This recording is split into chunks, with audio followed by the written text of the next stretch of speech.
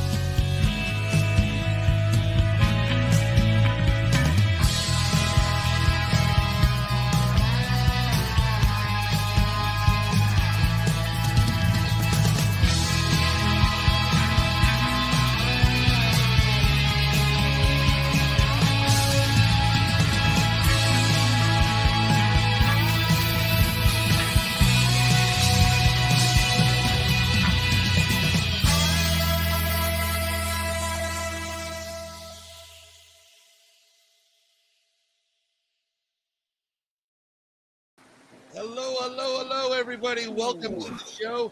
We've got a great show tonight, and everybody's on. I'm not even going to play around with it, telling you what we're going to do. But basically, we've got on the phone right now, Hi-Fi. Assalamu alaikum, my brother. There you go. I got Stevie Strings here. We have people. How are you? David, the Hitman Buter.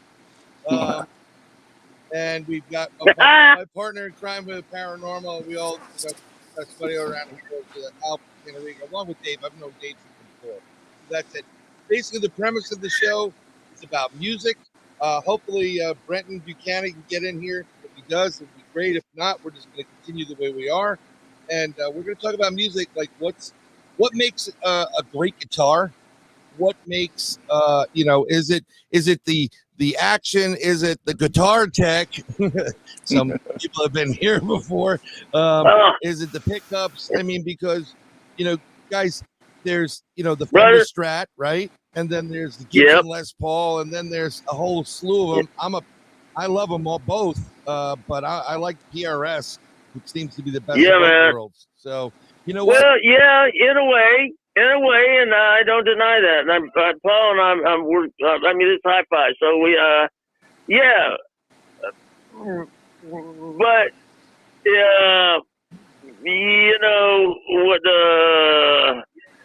our man was saying is just that it's between it's that instruments, yes, definitely, it's the woods, it's the pickups, it's the selectors, usually a Strat's got a 3-way with single coil pickups, or you can put it in a 5-way. A Telecaster has, or an Esquire, one, bridge pickup, or sometimes the neck, in the neck pickup. And over the years, they've rephrased them and stuff to where they're just as strong as anything. The neck, it used to be, in the old days, you'd flip, it only had 3.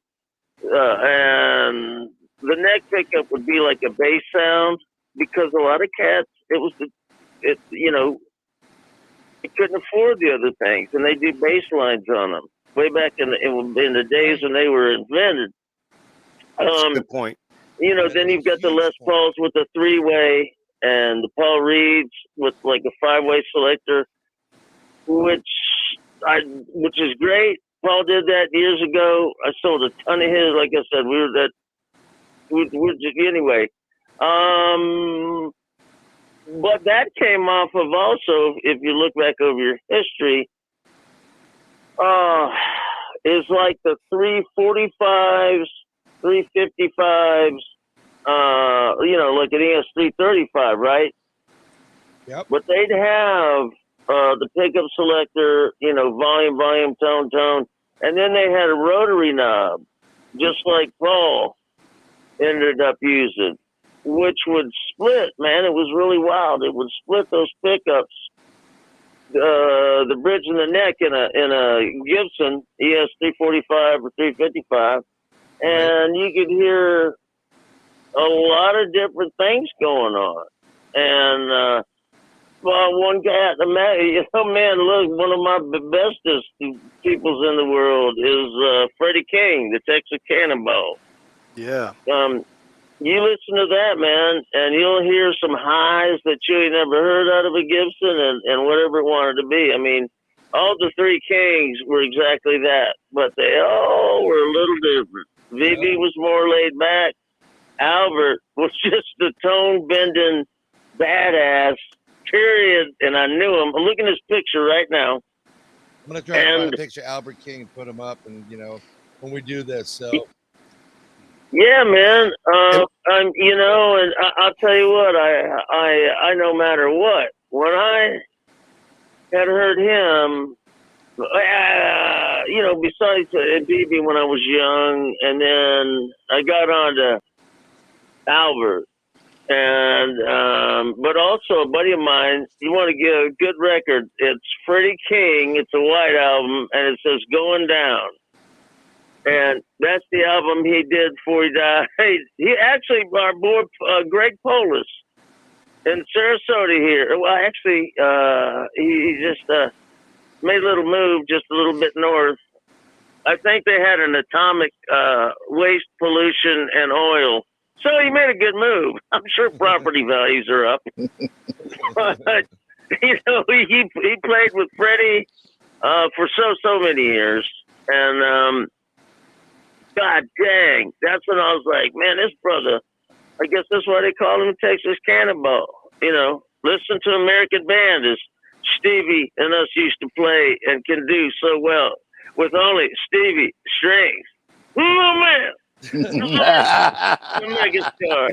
He brought up some pretty interesting points, but you know what I really find amazing with these guitar players he's talking about them. There's a Fender versus Gibson thing here. You have the buddy guys with the Fenders, and then you have the BB Kings with 335s and stuff. Great tone difference to me. I mean, versus those two types of companies, Fender and Gibson. But you know what? They managed to pull it off and sound great. Yeah. Whether it's a Gibson or a Fender or. Hey, Stevie. Not for nothing. If you want to talk about the difference between Gibsons and the same guitars, practically, look at Larry Carlton and BB King, or point. Albert King, or Freddie King when he starts wailing it, and then you listen to Larry Carlton and you're like, same thing. Yeah, I got Freddie Exactly. now, and then I'm going to throw Albert on there too, see if he shows up. Oh, I like that one. Yeah, but if you're going to talk about Fenders and blues players, you got to talk about Albert Collins. I'm just saying. Albert Collins. Oh, absolutely. Iceman. Jimi Hendrix. I'm sorry, Stevie. I'm sorry. Yeah, the Iceman. The Iceman. But Man cometh. What a great. I was fortunate enough to see him right before he passed in Pittsburgh. Yeah. Holy smokes. I mean, there were maybe 3 people who changed my vision of guitars. He's him, and I saw them all live. Him, Stevie Ray Vaughan. Yes, both of those guys. Like you watch it, and it's like the hair on the back of your neck goes up, and you just link home, and you're like, I can't play anything. Exactly. No, absolutely. I'll tell you that. Stevie knows. Stevie's seen, like, he knows. I've got stuff that hundreds of pieces and things and whatnot, and I'm sorry, because I'll drift off because I'm like getting ready to turn 64 and the road like killed me and I hit my head so many times from a fucking wheel. It's all And you swing the bitch on there to reload it so it doesn't get stolen, and it comes down with there's Freddie. I'm looking at Freddie right now. You got That's somebody. the Texas Cannonball. He was here. He was here about a week. That's Albert, and that's Lucy. That's one of Lucy's. Yep. And we had somebody pull up, and I know it's different, but we're talking blues, guys. But from the north. Yeah. Our buddy Tom said Yngwie Malmsteen. Totally different animals here, folks. Golly, good point. I mean, you're Great talking player, about. but we're talking blues and like Now, I would say the foundation, right, guys? I mean, like, that's yeah. Well, sure, yeah. but here, if you want to talk about Fender and different I tones on do. one guitar, you got to talk Jeff Beck. Oh yeah. My fave. Oh yeah. And well, and one thing too, if I may say this, Sure. and this is going to sound kind of almost in your other realm of things, is that okay? Single coils produce a different. You can get a very high end thin, or at the neck a high end and kind of fatter sound. If you got a 5-way switch, it'll give you one of my best things that I love is, but if you listen to Buddy Guy now, pickups and all, DiMarzio, well, Gibson started it. Seth Lover invented the humbucker. Leo Fender did the single pickup. And like I said, Leo didn't even play for, anything. He was just an inventor. And, Right. so you will hear sometimes it's what I call a bell tone, or you hear these sounds, you go, that's a Strat, flat ass out. I know exactly say, what you're talking about. It's almost a squeak. Yes. Yeah, man. It's this chirp, squeak, it's this bell, it's this thing, man. It's between the bridge and the neck, but not fully. That's why they ended up making a 5-way, because the old cats used to just move it into a position where both leads were still touching, but it hadn't switched over to just the middle pickup. And now it's very commonplace. And I'll tell you what, I am sure glad of that. A humbucker is just that Seth Lover invented, and that's why you can listen to a lot of people playing a Strat and hear them going, hey, we love you, and you will get a lot of interference at times. There's ways to work on that, but that's a future show, from what I understand from Mr. Stevie. And the humbucking did that. You don't really ever hear a humbucker going, unless the guy's plugged it into 220 and your amp's getting ready to blow. That would only be in Europe, and I've never made that mistake. Once again, you're talking about an era pre-pedal boards, which changes the dynamics to everything. Everything, absolutely, yeah. So, And that, I think that stuff's cool. But listen, man, I tell you what, and I tell somebody, and Stevie's like, yes, you can, because he can do this. Give him a guitar, a cable, and an amp. He's gonna tear it ass up, and you will hear different things. He does use some pedals and stuff here and there when he wants to, and whatever, and that's everybody's right and should. I've never really used. I might use something to boost the gain for a lead break or a wah-wah pedal, which I really suck at, but nobody's ever said anything. I don't know that, man. And I've been trying since me and Stevie were playing at my house on the front porch in the front yard as loud as hell on a Sunday. I know my name. God. You just said something, because I was just talking to somebody a couple of days ago, and I was like, you don't realize it. When we started playing, for the amp to sound good, it had to be loud. It's not like now, all these solid state, it's computerized. It sounds great. It doesn't matter about volume. It sounds better loud. Don't get me wrong. Ain't no soul in it. 40 years ago, if you didn't crank it, it sounded awful. right. Right. Yeah. And that's also the foundation of guitar. And you came in on this too about between guitars, and here's another thing, at least the second thing, between different guitars, but also amps. And still, the best thing, whether it's to me, whether it's a Strat or a Les Paul, plugged into a Fender amp. Like that one? And then, if you're looking like that one, and whatever, that'll be cool too. But the couple things would be like the soul of Stevie Stafford Strings and playing his guitar into a Fender amp, and I used to call it the 3 H's: the head, the heart, and the hands. Mhm. If you got to sit there and think about what you're playing, then, you know, if that works for you, fine. I mean, and I want to ask all you guys this.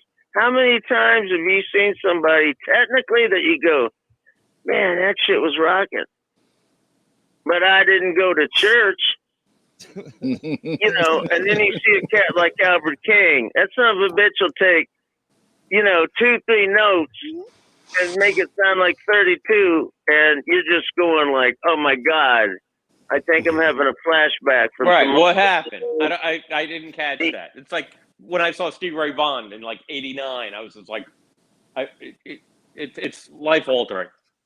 Oh, it is. Absolutely, yeah, that It is is. life altering. Yeah, It's like Jimi Hendrix too. You know, he said, "There's no Jimi wrong Hendrix. note. You just bend until it's right." No.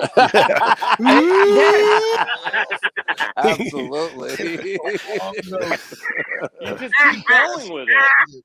Yeah, and then that brings in the tremolo var. No, I'm sorry. Look, I'll versus the whammies now. I'm insane. I'll talk all so much.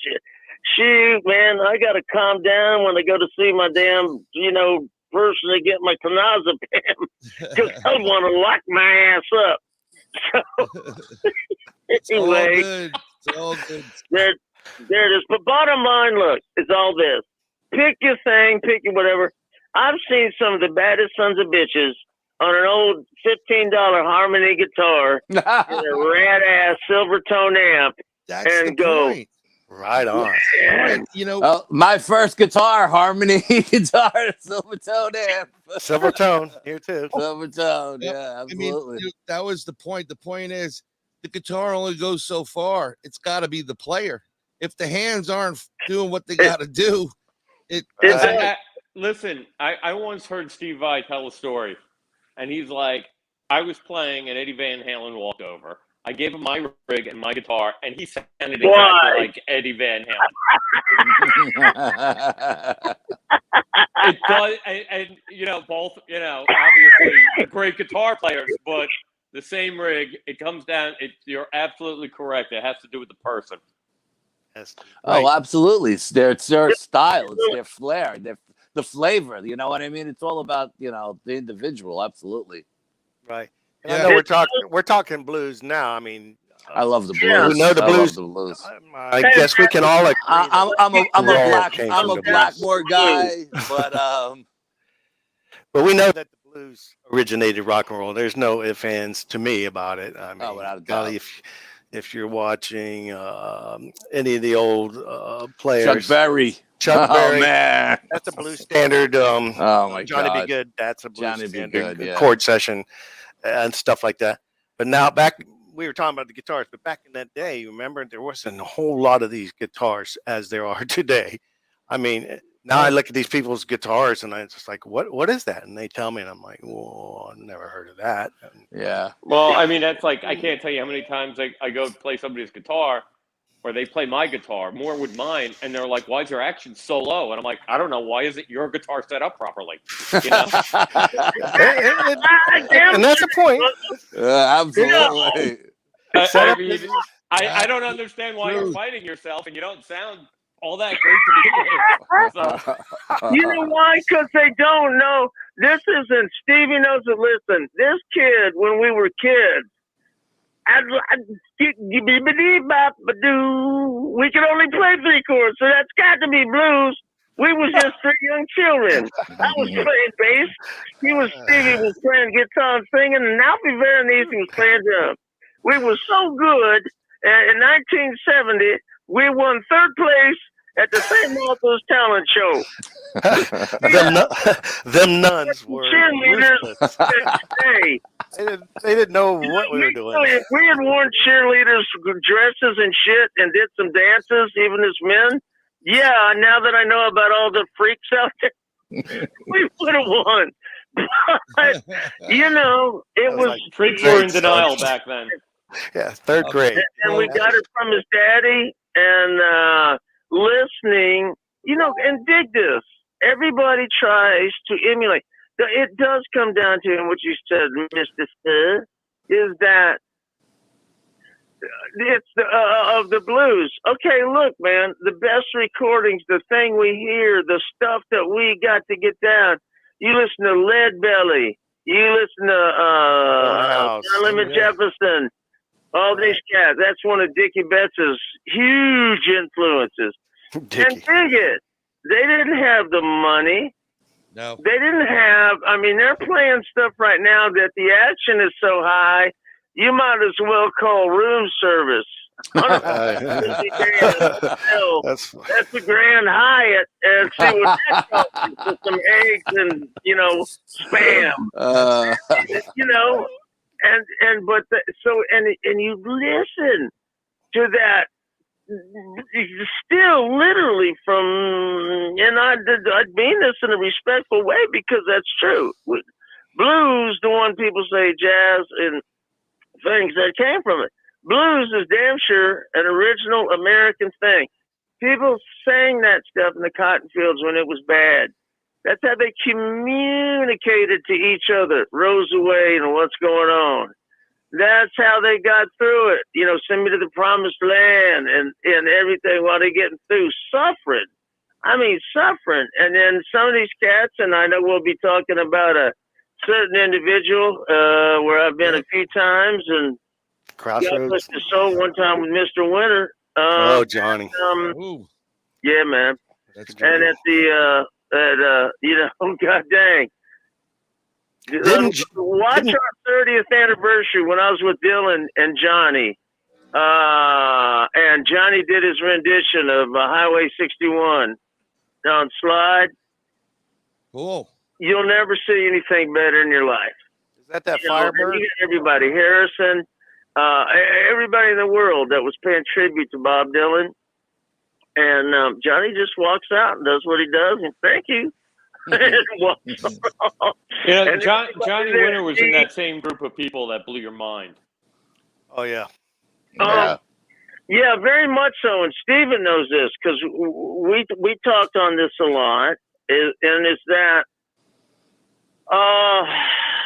pretty much, and what a great childhood. Let me grow up in Beaumont, Texas with my albino brother, Edgar, and me.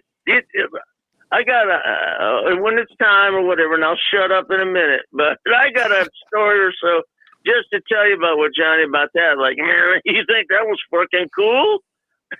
Hell no, I got my ass beat every day going to school. How many albinos are in Texas? This I do not know. But these I'll give you a hint too. Yeah, exactly. Dang it. Hi-Fi, didn't Johnny personally... I think you may be catching the death. You're going to be ghost busting my ass in about 3 hours. You're going to hear us. I'm going to go pick it up. Yeah, if you turn down Dave... Dave, man, come on. I remember we did a show with you in Poughkeepsie, New York. And it had to be 88, 89. It was at the Chance, and you were with Johnny Winter. Yeah. And somebody called him Bunny Eyes, and he went bananas. And he was talking. He talks in the third person.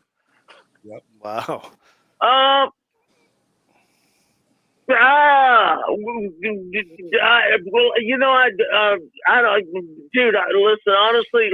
ain't gonna doubt you, but with me, and maybe, and see, this is the difference too, and for all you listening, and for all you there, don't ever look. If you go to a person and you do it the right way, that's why Stevie knows. Stevie's seen at least maybe half of my things because, okay, I got out of high school. I was long hair, Stevie Ray long hairs, but we played music, we did it, and we were making it, and that's all we kept on doing, and still do. And but people go, oh my God, they'll look at walls. That's Stevie, that's Albert, Again, another. You want to talk some cool blues and shit? Of one guy that gets it, I ain't gonna say Bonamassa. He's coming here. Bonamassa But- was mentioned before. Yep. It's a heavy hitter. Yeah, hell of a play. I'm probably talking over you. No, you're good. And, You're good. But is that oh man, see, this is what happens, man. Hey, any youngsters out there, don't not do dope. Better off now. I swear to You God, heard it I here, feel folks. so much better, man. Oh, I was high as room service, but I could carry on. Now I've been sober, straight, all great stuff. I meet up with psoriatic arthritis.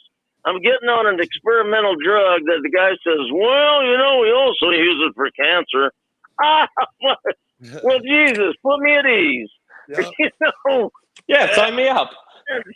Yeah. I wanted to ask you and Dave. So, Johnny, Shut up, didn't he Steven. give you a one of those laser guitars, the headless stock? yeah, I remember this. You know Yeah. it. You played it, Did he Steve. play? Yeah, I played that, but did Johnny ever play it a lot out? Yeah. That Yeah, laser.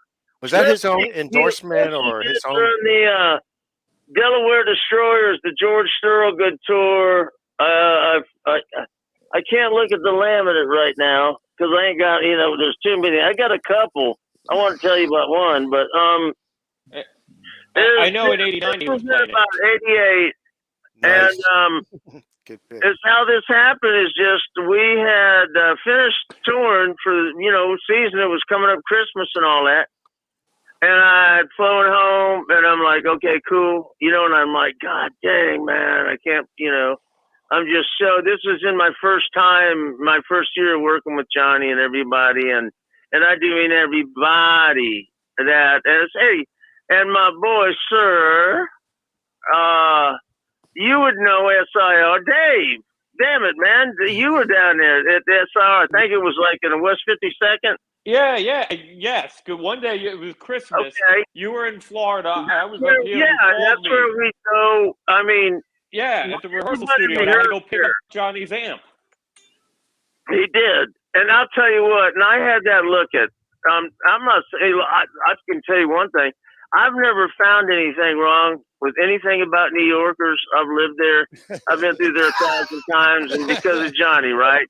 And again, if you don't want to get stabbed, you get your ass beat or whatever, okay, stay on the main street, and then also let somebody know, well, you're going to kill me, but I'll tell you what, you ain't going to have a right hand because I'll chew it off.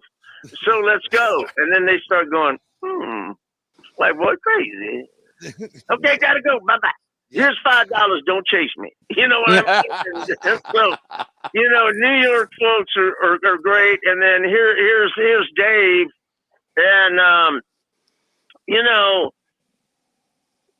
and Dave tell you, it's so much money. If you go, listen, here I am at SIR. It's right off of Times Square. Again, Dave, wasn't that 52nd or was it 54th? It's one of those. It's between. I think it's 52nd actually. I couldn't have fucking said Right on that. 10th Avenue. It's one of those. Hey, which one murdered you? Well, it's one of those, Dave. Come on, man. Don't ever open your mouth. Get an attorney. So, but it was just in like that, that cost a fortune. In reality, of people going, yeah, for $250 of my time, because real estate, nothing in New York is cheap. Tax right now is probably about 15% on his fucking Snickers.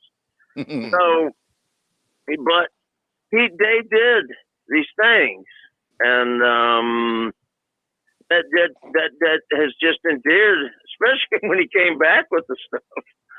Yeah, I was going to say, you should have seen me with my long hair going, I'm here to pick up Johnny Winter's amp. And they're like looking at me. I'm like, no, really. Yeah, no, man. The cats, because they know at SIR, and professionals. Al knows. everybody, you know, and you know, and how it is and how it goes. Oh yeah. Oh man, dude. I can remember Hi-Fi called me. Hi-Fi called me once in the later days, and I think it was the last gig he did. And he's telling me, "I think I'm going to go back out and be a guitar tech, and I'm playing with one of these heavy metal dudes, and I know you know all those heavy metal dudes and stuff." He says, "But I can't remember his name. He's named after a car. I think it's a Mustang." And I go, "Could it possibly be Mustang? Dave Mustaine?" He goes, "Yeah, he's playing with that Lamb Chops band." I go, "Lamb of God?" And I'm like, "My God." I said, "That guy plays 20 Floyd Rose type guitars. You know, the whammy system with the jig. I don't know if you ever seen these. Man. Oh, dude. Floyd Rose's. Yeah, oh. I'll tell you what. You want to find a guitar tech? Tell them to set one of those up. Amen. Special tools.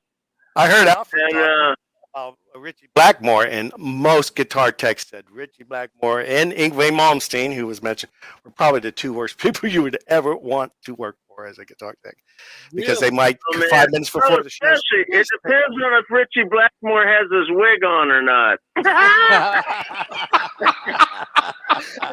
Nowadays, I think he eats fucking turkey legs and a lot of those, whatever they call them. We used to make money in Sarasota about, like the medieval fair, you know, but they're in a land where they really did cut your head off at the end of the day. This new style is God love you. And listen, the bottom line, and okay, dig this, guys. Here's one thing after everything. You listen to Deep Purple. You listen to Zeppelin. You listen to Pink Floyd and everything. You listen to Hendrix. All these things, too. One thing that Keith Richards said to me once is like, man, don't, you know, I'm glad you dig me, you know, but don't copy me. Don't listen to the people who I listened to, you know, Chuck Berry, Jerry Lee Lewis, Buddy Holly, you know what I'm saying? All those cats, the Beatles, the same stuff. You know, which gets me too, the Beatles, everybody says this, and if they damn sure and also know what they're doing or just they're saying it, there'll never be anybody like that. That was somebody that took Carl Perkins, Jerry Lee Lewis, Elvis, and you know, all these stuff. They get off, the cats would get off the ships in Liverpool, you know, have albums, they'd buy their stuff, they'd listen on the radio. That was what they listened to. And then they you got to make everything your own. Mm-hmm. Whether it's that one lick, that one pedal, that, you know, whatever. And you've got to write. But again, everything comes out of the blues, man. That's all there is to it. Because I can't play dick, man. I got it. What key? Okay, good. Okay, I know that, man. Like I told you earlier, it's like, okay, EAD.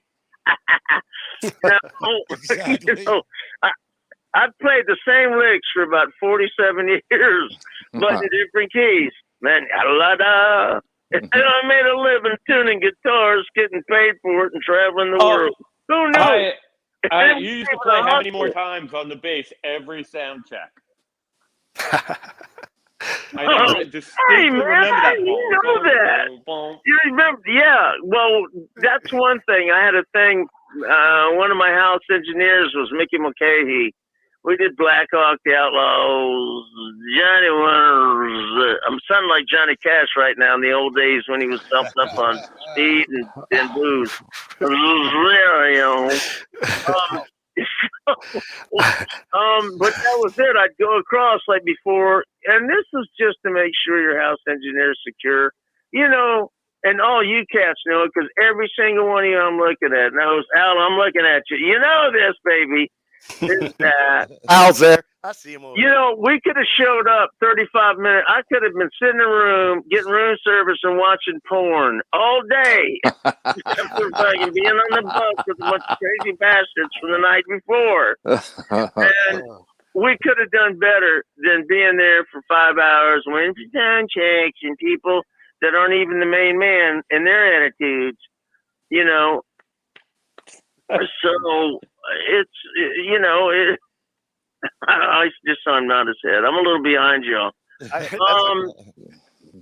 But go ahead, please. I was going to tell you a piece of advice.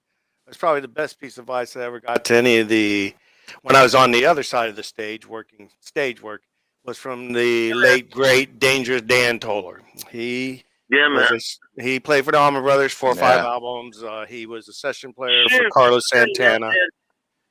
David Gilmour, Great Southern, Dickie Betts, Greg Allman's band. Well, anyways, the piece of advice he always told me is, Stevie, you play with people that are better than you, and you steal every lick they got. You learn it, and you make something better out of it.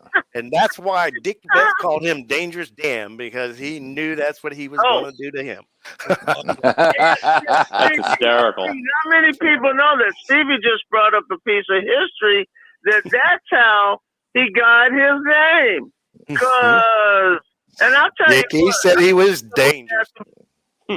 And you thought it's because he went down to 52nd Street in the 80s. That's true there, Dave.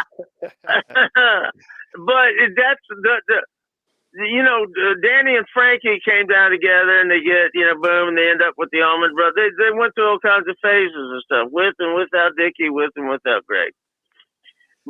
You know what I loved about Danny? You know, how can you have a better gig than playing with your brother, the drummer, and you're the lead guitarist, and you've been playing together forever? And I've heard some cats recently trying to recreate "I'm No Angel." Yeah, and they can do it fairly to middling on just the rhythm part. But okay, when you hear Danny on "I'm No Angel" doing that and go down into a riff that's like, did you have like your feet playing other licks or a monkey with cheese and made him happy? And he just, because I've never heard anybody else recreate those lifts. Yeah, whatever those are too. I'm a short guy, I wear lifts. But riffs. Riffs. Oh man, and Steven, that's when Dickie just went, God dang, son. Because he plays Dickie's licks better than Dickie. That's a bold statement, but I can't right now, Dickie. If you're hearing this, I love you, but you know. Yeah, I think Dickie does. He knows where I live, and he can be a ornery son of a gun. You know what I admired about Dangerous Dan? I think of David Gilmour as the tone god. Yeah. I don't know, maybe some of you guys, just that tone god. And you know what? And Danny was my second best tone god. And those, you know what I noticed about Danny? He did nothing to those guitars. He would go that straight into what that he played forever. He'd go right up and just pick up a guitar and know it. And he would get most of his tones out of his twin reverb. There he is, the Dangerous Dan, Dickie Betts. And he would get that tone out of his amp. And, oh, golly, he would not use effects pedals or this and that. It was all in his ears and on those knobs. And that was amazing. And that's why God dang it, Stevie Strings once again. And look, I'll tell you what I do. Listen, this is all I do. This is what I know. I do know tone. And that's the thing, and again, between who you're working for or what you're doing, you know, what style, that, you know, you have to match those factors. You know, don't be going out at 110 dB on a wall of Marshalls, you know. Oh, yeah. Do the Ingrid Malmsteen where all the lights aren't working on the Marshalls behind him? I've seen that, actually. Wow, they feel like balsa wood. Okay, Rick, you're going to hate me. I know Rick Nielsen. I love Rick Nielsen. Rick Nielsen, okay, you'll never remember me. Cheap trick. Wake up. Okay, now, the thing is, there's nothing in those 412 cabs, all of them stacked up. Nothing except light. There's a lot of guilty. And he uses 2 deluxe reverbs off the stage right. You know, he's getting his feed from a monitor and whatnot. But that's a sound of, once again, something low wattage, tubes overdriven, and like this the one. thing that Stevie said too, which I used to know about Dickie and Dwayne, and is they do know how to work that tone, and on from the guitar, no less. You know, volume, tone, what pickup. That's something too that is so hard. Hey, there's there's where that laminate I was gonna send you a picture of. I just saw Johnny Cash. Hey, Brian, did you show Hyatt to Johnny Waterpath? What's that, Dave? Yeah, well, No, I I can't get to it just yet, but let me go try to find it. Right. Okay. And, hey, listen, and I'm just saying, like I said, I know we're a little different in time, but dig this. I was working with a group called Blackhawk with some of the guys from the Outlaws, blah, blah. Made it that whatever. It's not country anymore, but at the time we still had some of it, and we did good. That was cool. But Southern R&B sound. as we're rising, and we're going to go on tour with Tim McGraw, and Tim I had known before Tim, but anyway, Tim sound man just said, "Hi-Fi, take this laminate." Oh no, I'm sorry. He was with McGraw. But we were going to do Dwight Yoakam on the Time tour. And that's when OJ was out killing his wife and people. And we were out on the coast. And so never know a moment. And Dave gives me this damn laminate with that picture you showed Johnny Cash, which is so cool. Because Johnny was so Christian. Yeah, maybe, you know, we all get that. I've been that way for a while. I may miss a word or whatever, but, you know, I'm doing it before I'm, well, I don't know. I guess I am dying. But we living in them days, you know.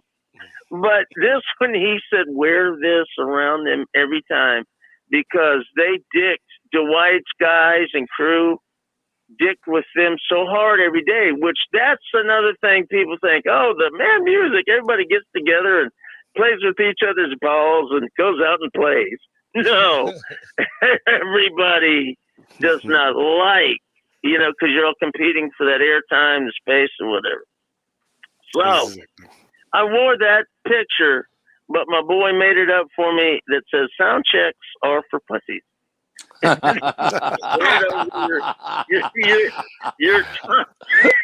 your time laminate. And I did. And the first night, and that was the night that OJ did the shit, you know, or the day that the slow speed. Shit, I wish I could get away with the slow speed chase.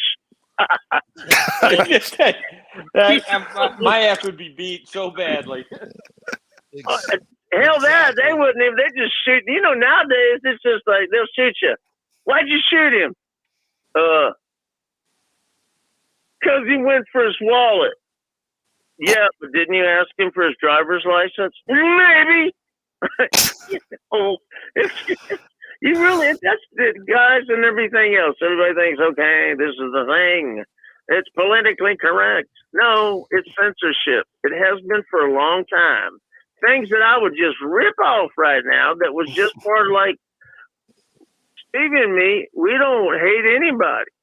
We know so many people of so many different factions, colors, races, creeds, you know. Shit, man, listen, I'll tell you what, I'm the only guy that I know that can wear out a Jehovah's Witness and their young daughter that comes to my door. You look, I'm wearing you motherfuckers out. I love you. And so, you know. Oh, God. Sorry, man. Tried to be all. You disavow this channel. Oh, you sound like Johnny Cash again. Okay, speaking of Johnny Cash, there's one time. Okay, this was back in the late 50s and 60s. Johnny Cash and Carl Perkins and Jerry Lee are riding around in Johnny Cadillac. Them sons of bitches are jacked up, going fucking, you know, straight up like Jack Daniels and Speed, man. and they're out in their minds. Now, I'm not saying anything bad about Johnny. He'd tell you that. That's what he did. And it's funny because I swear to you, it's so true. They were out driving one night, and Johnny must have fallen asleep or something. And he hit a curb and a manhole and all that, and he blew the front right tire out. Okay, so they limping on down the road. Plop, plop, plop, plop, plop. And I think the tire must have left about 2 miles into it. And they pull into a gas station, and the kid comes up, gas sir, and he's looking, going, oh my God, you know? And Johnny Cash goes, oh yeah, son was pool gasser, and I need a little air in the front right. That's fun, man. You know, it's true things. Someday we'll hear when we're all dead, but you know, it's an interesting world out there. But okay, back when the OJ was killing people, and we were up for We're not Sid shy Vicious about or this at this point. Yeah, did OJ play guitar? and No, I was just gonna say did the that big too. mystery is: did OJ play? do what now? Did OJ play Did guitar? OJ play? He had a 6-string football. Played guitar. And a one blade serrated fucking Navy SEAL knife. But that's just me. Ouch, I mean, just because he just had finished a movie we'll never see about Navy SEALs and killing people with their knives and stuff. I mean, come on, man. Look, I guess, like he said, he will not stop looking till he finds his wife's killer. And he's been on every fucking golf course that I know of. At Well, least the in killer America. might have been a golfer. I'm thinking that. Why not? I mean, at least he had some balls. I mean, think about it this way, guys. What better place to hide than on a golf course? Like, Hey, especially with social distancing. look, He was ahead of his time. Caddyshack. If Caddyshack No respect. Hey, no respect at all. That was good. hey, tough crowd, I gotta tell you, hey, want to do a line? Ooh, hey, Rodney was the bump king. Ooh. Yes, he But was. that's another story. Now, how did we get to a wall of amps to OJ Simpson? I don't know. Hi, never know. that's how we did. Well, I'm sorry. You know, I rambled. It's all good, brother. It's the bridge of Hyatt. Hey, Dave, don't look so fucking bummed out, Jack. Oh my God. You're going. I got a huge smile on my face. You just can't see it because the phone is so far away. Oh my God. This is a whole nother episode. Oh, it ain't the We're talking phone I'm road looking at. stories. Yeah, we'll get What's back that? to OJ on episode 2. Yeah, doing road stories. Like, But I wanted to mention something about the we were talking about the walls of amps now. I got to open up for the Rick Derringer. I mean, what a cool dude. He even brought his mom. Dude. But he only had a I matchless. just saw I was at one of those little matchless rigs. you only had a And yeah, he had a matchless rig. They just run it out in front of house. I mean, because now these PA systems are Oh, massive and stuff. well, yeah. That's all he had. You know, and well, you got to do two things on that. A lot of stuff now is everything, even like a low wattage. You can change the dBs or gains or stuff in the back, and you'll have XLR, which to people out there is a 3-pin cable. Usually you see in microphones or in direct boxes and whatnot. Mm-hmm. But what it gives you, and so people know too, your sound gets from your amp that is mic'd, or also maybe through a direct box or the 3-pin in the back of the amp that goes into the snake that goes to the monitor man and then straight to the house.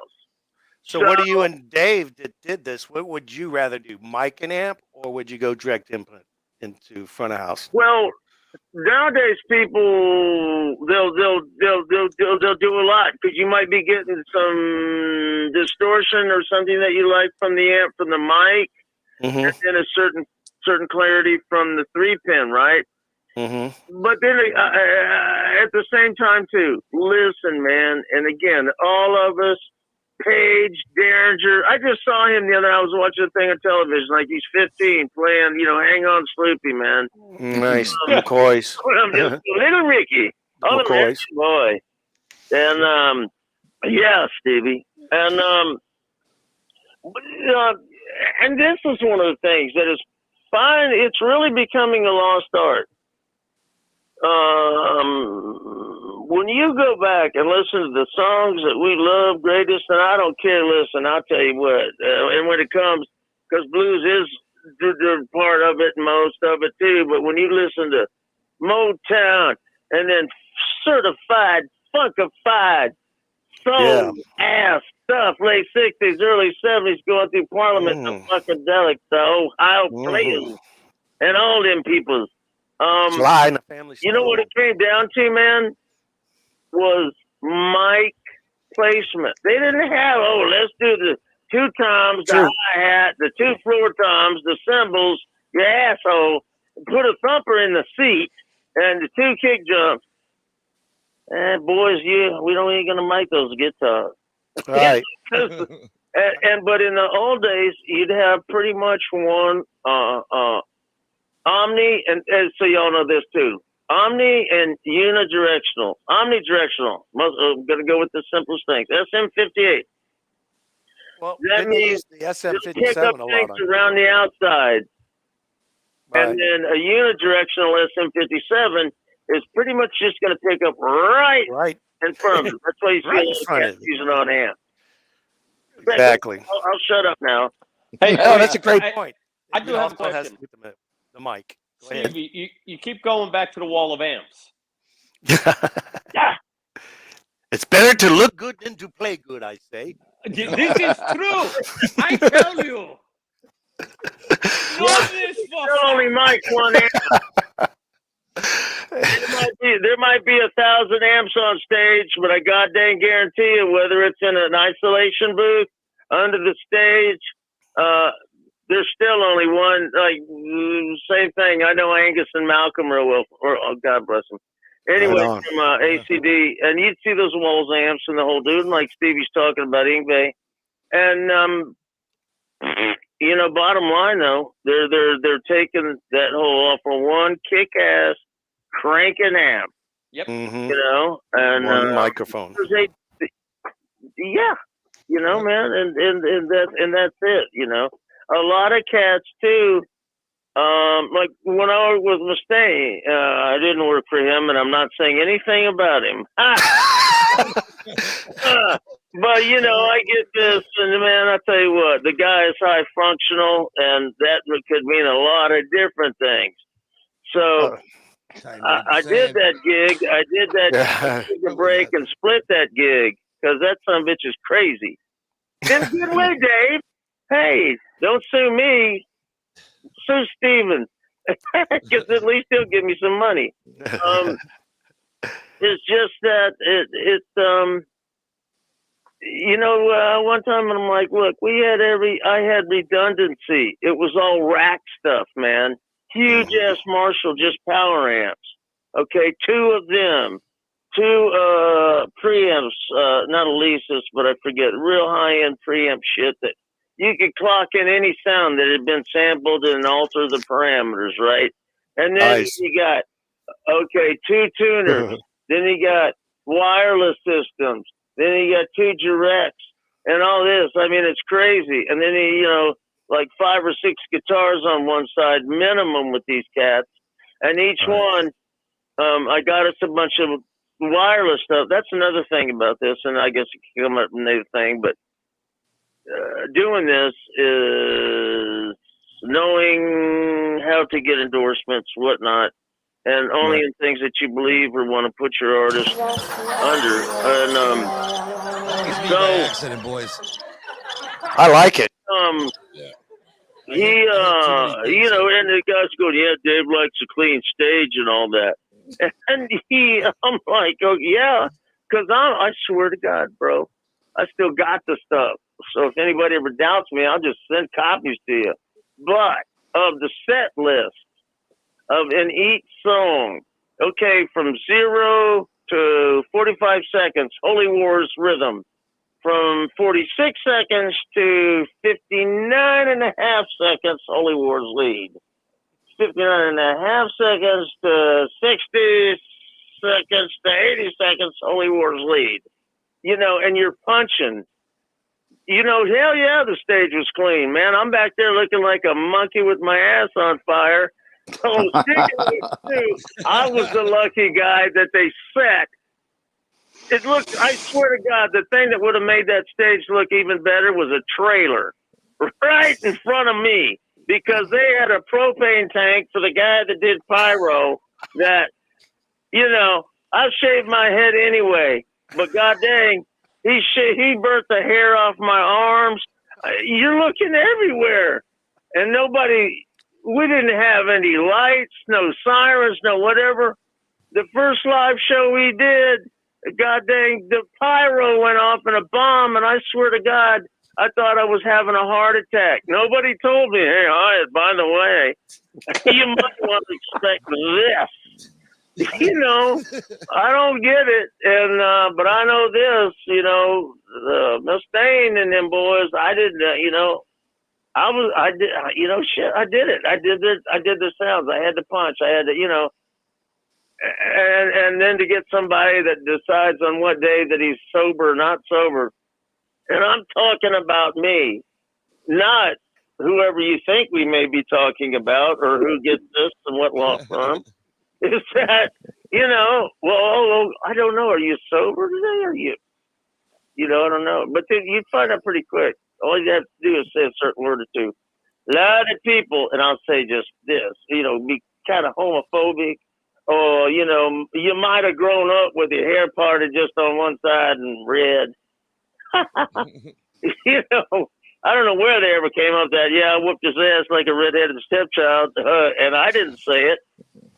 Except then, but you know, it was like, damn, dude, don't torture me, man. I'm just, you know, I'm doing the thing you asked me to do.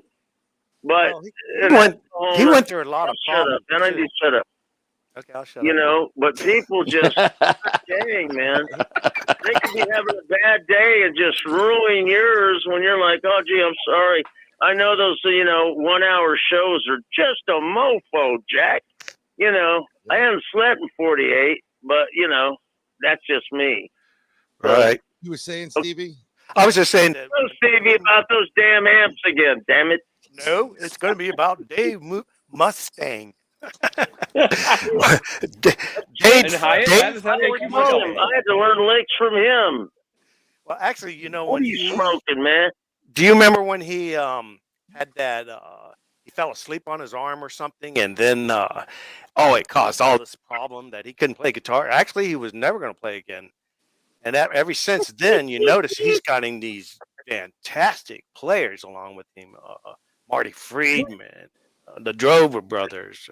Didn't you work with the Drover Brothers is when I was there, and we also had who I learned from you. You know, I knew him from Ozzy, but Black Label Society. Zach Wild.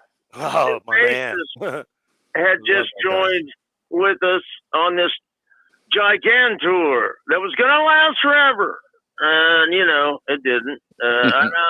Never mind about that. But yes. You know, I don't know what he fell asleep on. I can imagine. I don't know if it was exactly his arm.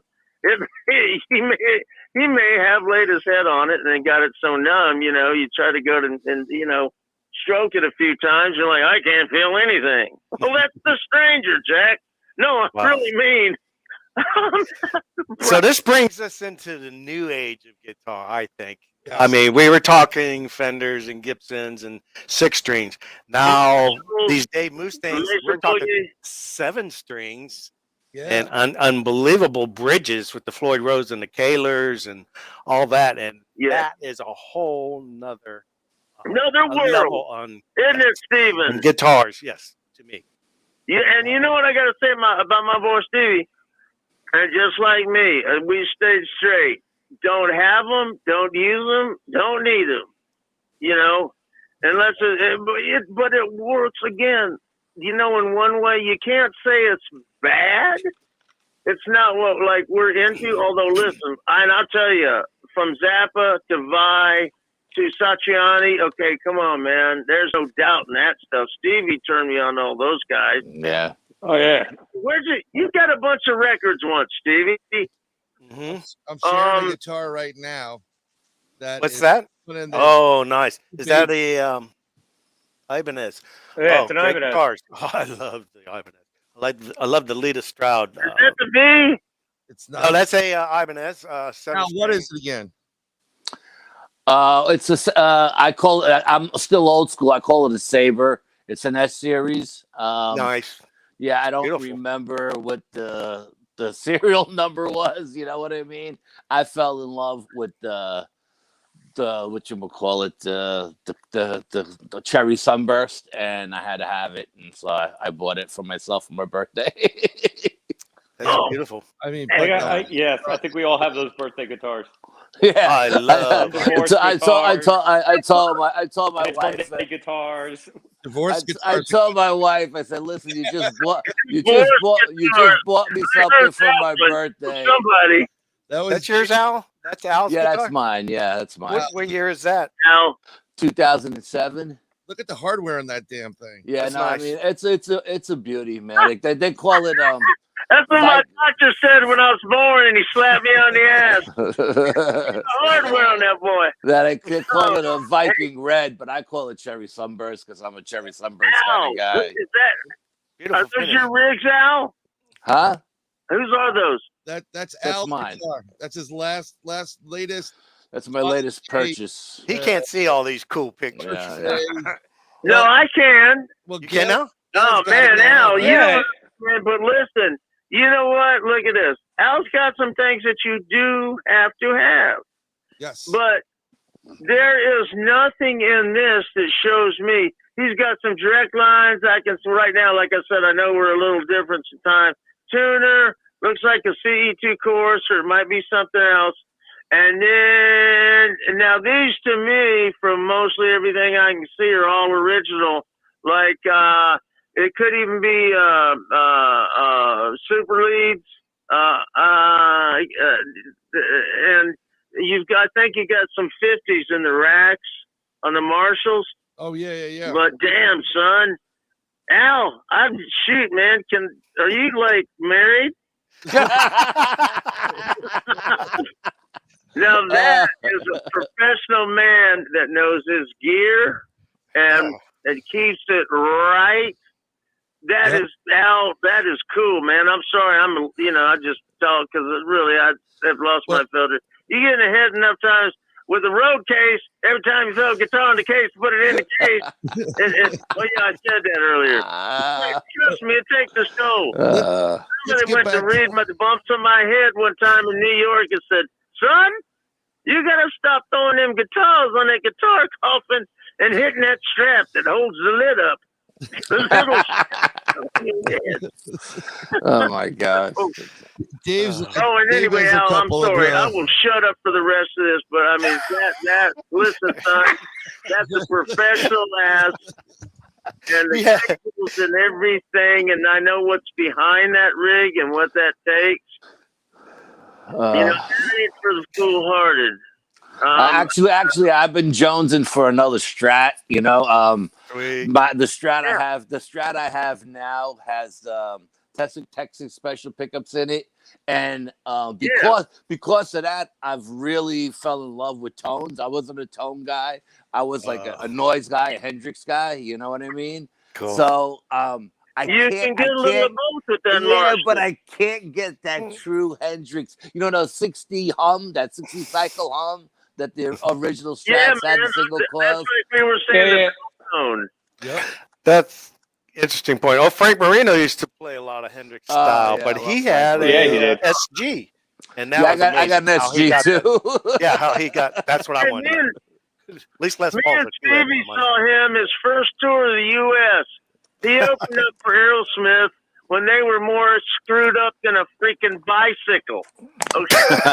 Aerosmith. Oh yeah, we saw. I remember that Frank Marino, and we saw him eating a hot dog at the They concession gave him. stand. They were the opener. They gave him like 15 minutes, right? Mm-hmm. And you know, we had been all the mystical shit. Like, he's going, no, dude, like, I got hit on the head by a banana. And I figured out gravity. And also that I could play like Hendrix when I came out of it. Yeah. I heard that story. I don't know. Is that We really don't know Hey- Al. Come on. Hey, Al. I've heard the Dan story. Marino. Dan Marino. Hey, didn't he play for Miami too? Okay. You know, So- talking about the Texas specials But for we a were second. slayed. What's that?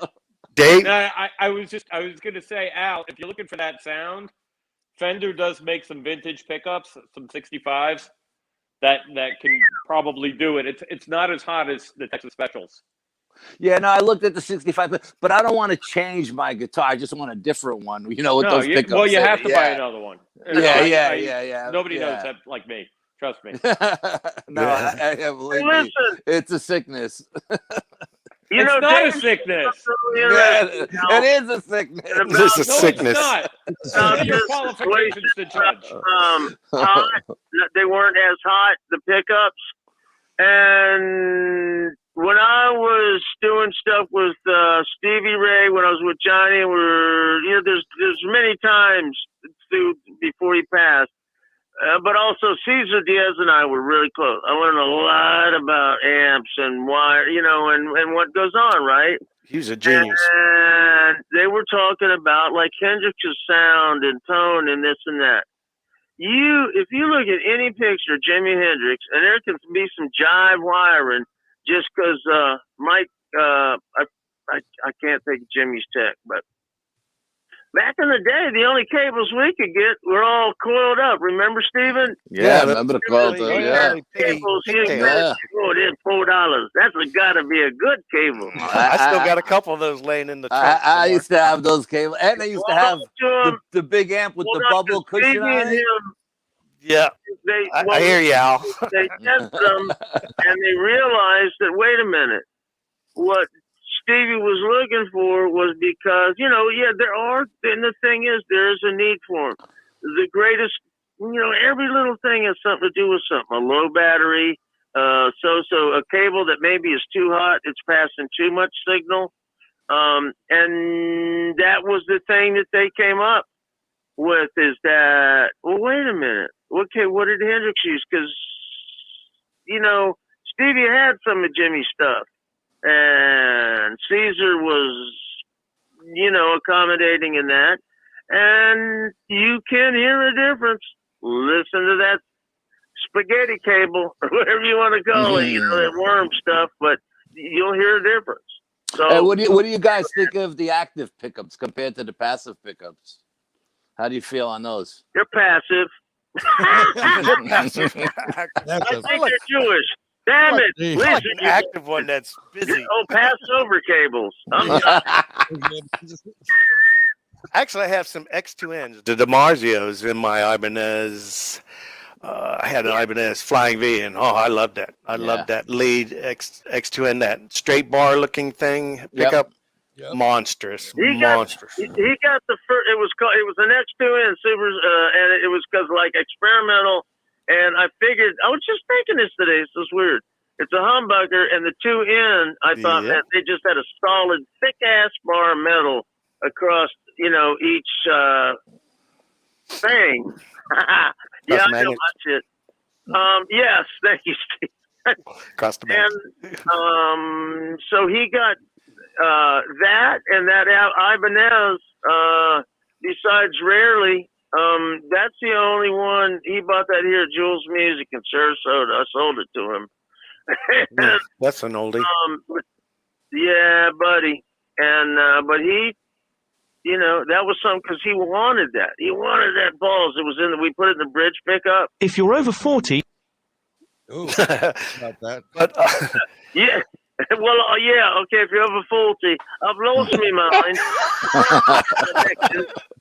It's all this, man. It's like our Rambo. But I don't really disrespect it all, man. It's just the way it is. What do you want me to do, mate? You plastic bunch of crap and wankers. All I know in this business. that's my look at guitar. Don't touch it. Oh, God. with an 11 on the amp. 11. Hey, my Slashes had 11. Remember, Stevie? What's that? My Slash amps. Oh yeah. And bottoms, they went to 11. You had the Slash. You had Slash's Marshall setups. I remember those. Yeah. Oh, those things Yeah. kicked butt. We got I got with those things because of them things. Something for you guys right now, and we're going to share. I thought this was fantastic. So if you don't mind, Stevie, I'm going to share this, and you can watch Stevie. Don't forget me. He can rip the crap out of the board right now. Oh God, I know that crazy clown.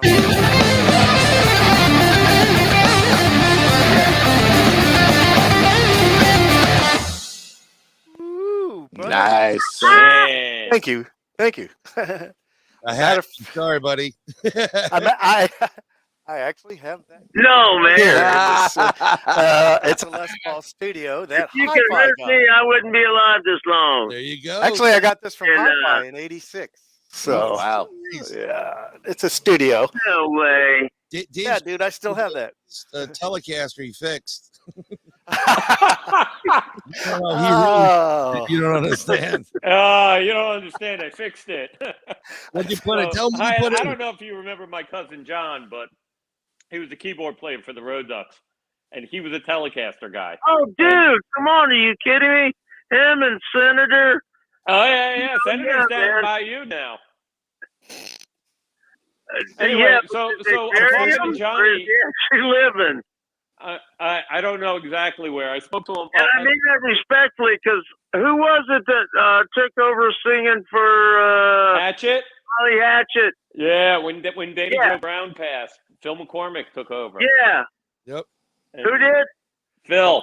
McCormick. You know, we knew them well, but this was back in the mid '80s. Yeah. And the Ducks we used them. They were a great opener, and they had a Myers. We had a PA. That's it. We had a truck and a PA. You had 2 microphones, damn it. Well, Dave, what do you like better? Vocal master. What do you like better, Dave? The Telecaster or the Stratocaster? So no, I'm a Strat guy. I'm a Strat guy. I have to tell you fixed it, okay? After I fixed my Telecaster, I probably play it the most now. So it's a 77 reissue.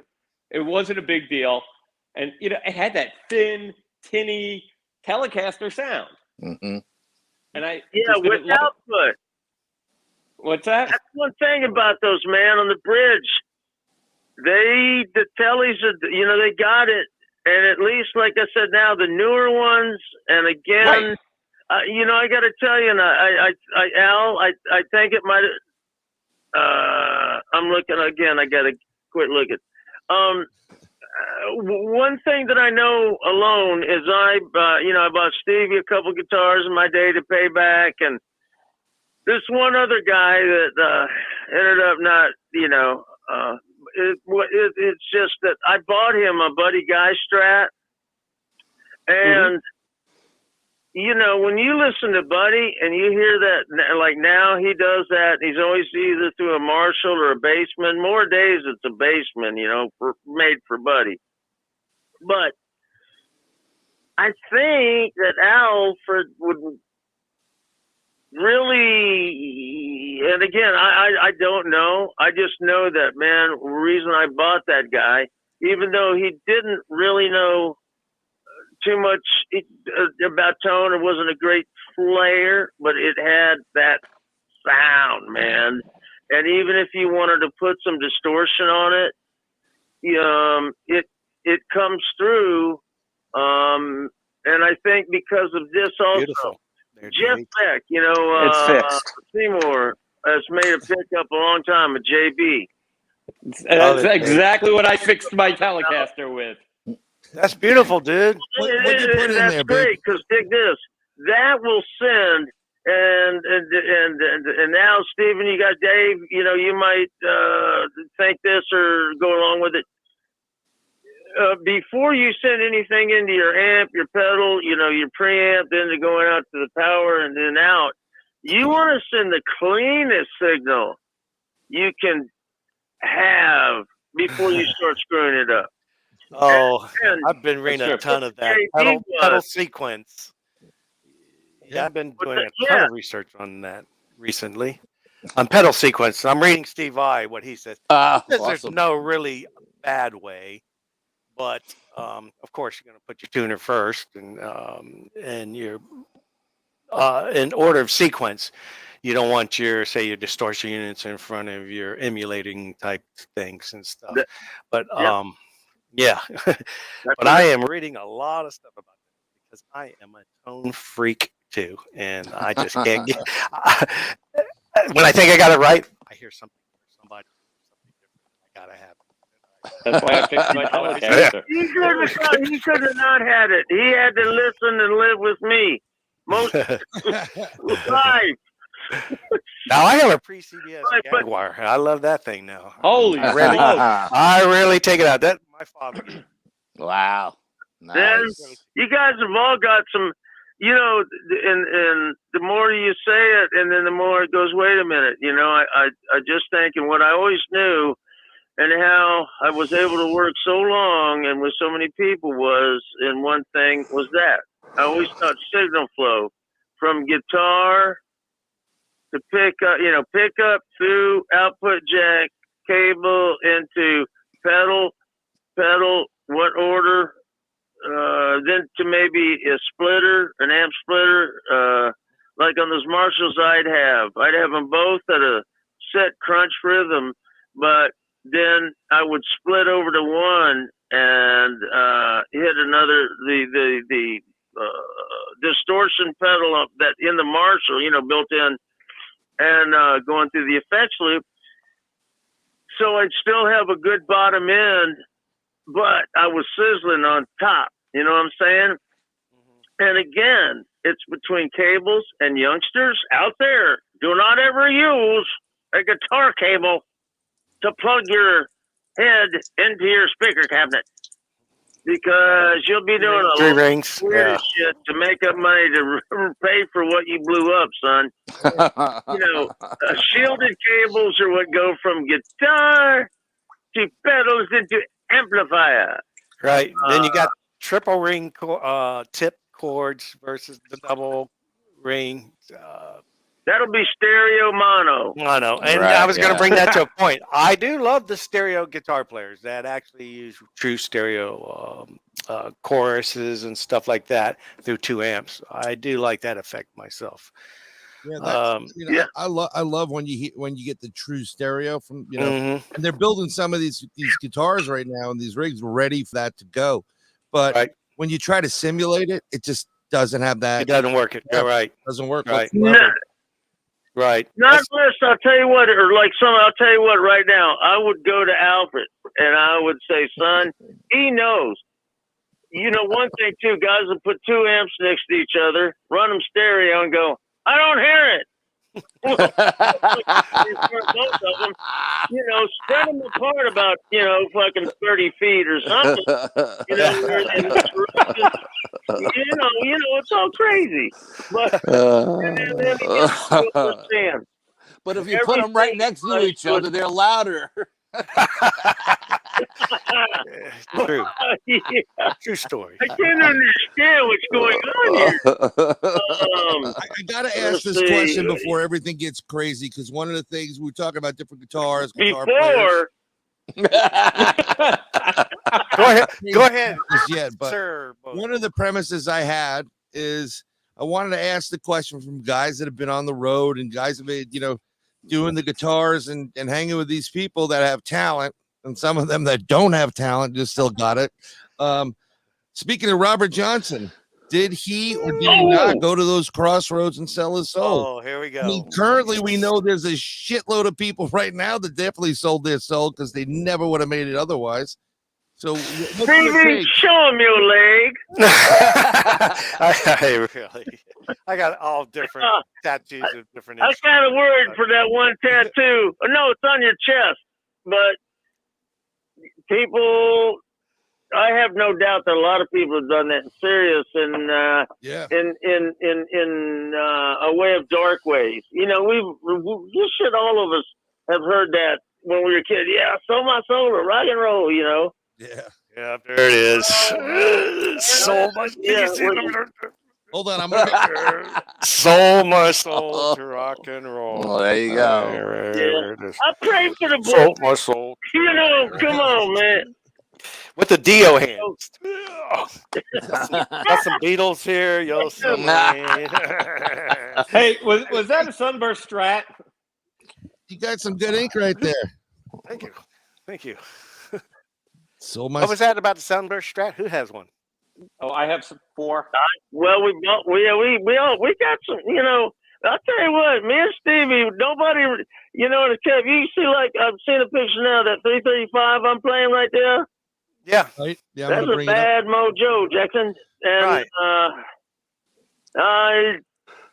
anyway, but I've got, like, you know, Johnny's guitar. I've got an SG Slow Ride, that was the Rod Prices, Dave Flubeck's Hammer Explorer, a bunch of Mick Ralph shit, because I worked for Mick Ralph for so long, or Bad Company, you know, and excuse me, but so there's things, and everything's different tones, different pickups.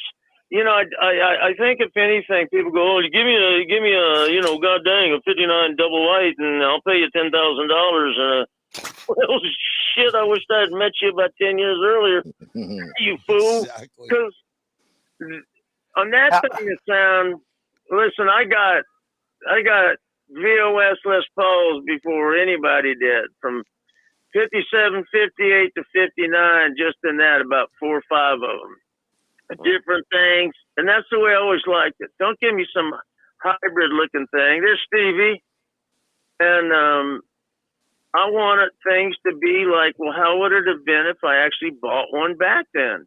And now the way they've gone in the shops and, you know, and at Gibson and whatever, especially Tom Murphy, great cat, come up with a lot of good stuff. And, you know, it's a lot of that. It is down to a science, but still, I don't care what. You can give some things to somebody, everything, and they go, man, now I can do it all. And it still comes down.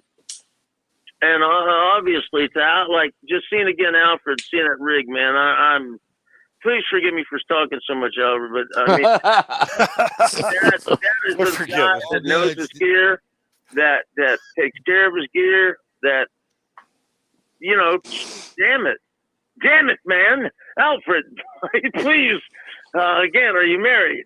Those are just really, you know, nice. But back to. Before we go to the crossroads, I wanted to ask Mr. Bruder a question. Johnny and I stopped there one night going through.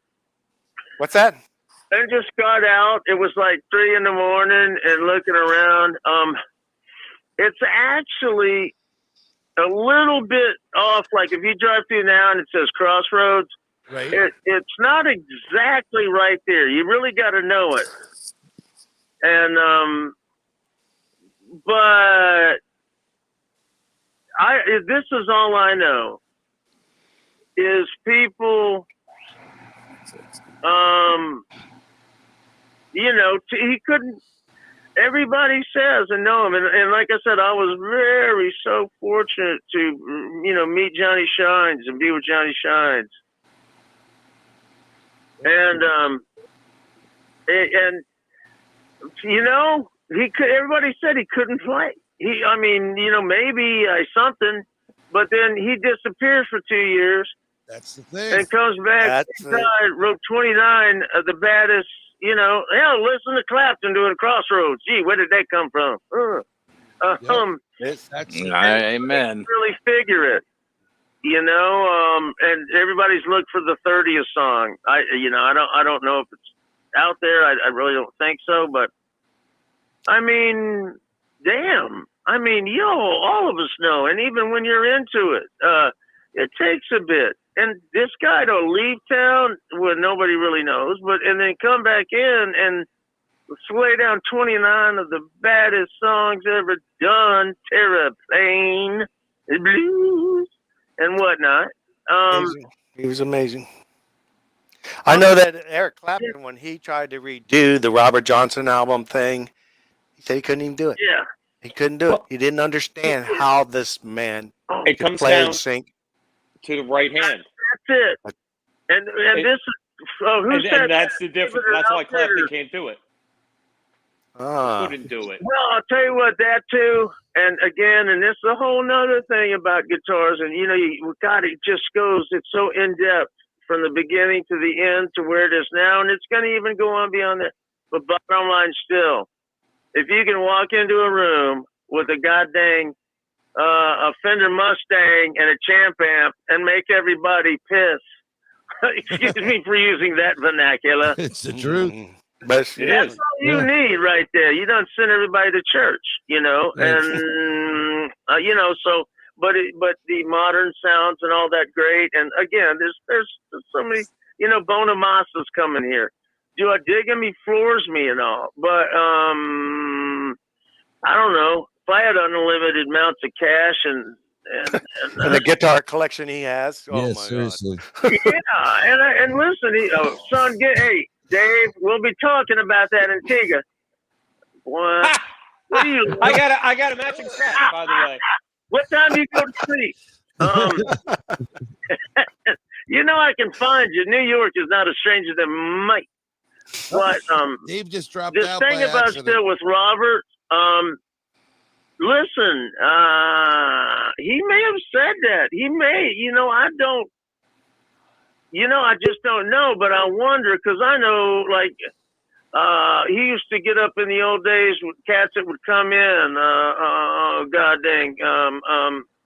Oh man, I'm having a block on these old what's some of his these old name? cats right now. But Son House? you always want to Son be. Hey, House. let me get up. Yeah, Son I'm House is sorry? the one that he used to. Yeah. Robert Johnson used to pick up. He go, "You mind if I play?" When Son House was sitting out, Yes. Willie was sitting out, and they were like, and people coming up to Son going, "Get this guy the hell out of the building. He's terrible." Yeah. And then he Yeah, comes man. in and he just floors them all. I mean, Floors them all and doesn't even act like he's playing. and He was more important. He was more into what he looked like. They say to the clothes and stuff, and he would just play and right. like he wasn't even thinking about it. I'm He was looking at chicks and stuff. They said, It wasn't just looking at him. I mean, that's what got him killed. yeah, I'm ready after I that. still believe that is, he went back and, look, man, and we do this to this day. I'm 60 going on 64, bald headed, put on a few pounds, but by God, I'll get out. I'll look good. It may be all I But you're got. still pretty, Hyatt. You're still pretty. Yeah, thank you so much, Junior. Thank you. You're a sweet man. I used to know Little Richard. It is that look, that bald look, man. It's the Women look, love it. baby. It's the look. It is there, Al. You got it. Stephen and me, we never, like, my daddy, he was a big man, and he was a good God man. bless him. And everything. Thank you, buddy. You've been still taking care of the site. Yes, sir. I go there every Christmas. I love you. I love you, man. I love you. I love you. That's a lot, guys. I never, man. Shit, me and Steve, we had more hair. We could, fucking clog up with a goddamn Olympic-sized pool with our hair. And, it goes on. It didn't bother me because my old man shaved his head anyway. Yeah, he's one of the originals. 40. And, and it's never bugged me. I just shaved it, I was but we just did that. And Alfred, all you guys, look, we're all in that boat. This is what's cool about that. God, are we all in that boat? First of all, like Robert, okay, you're going to wear everything you got because that shows, hey, man, I done something. Right. It's like ladies in the church, especially in the African-American churches, hats.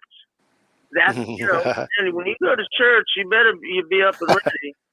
Well, they were all dressed up. Yep. That crazy looking guy there. Stevie doing his thing. Now, I don't care if you're wearing house slippers and a robe and my hair and your curlers, but when that time comes. So that was Robert's thing. But again, too, if you listen, is think about this, listening a lot, and then listening to, I'll just say this: I've known Billy Gibbons for a long time. Stevie will confirm. Oh yeah, yes. I haven't been in touch for a while, and that's just pretty much the only person I talked to was Stephen. But Right.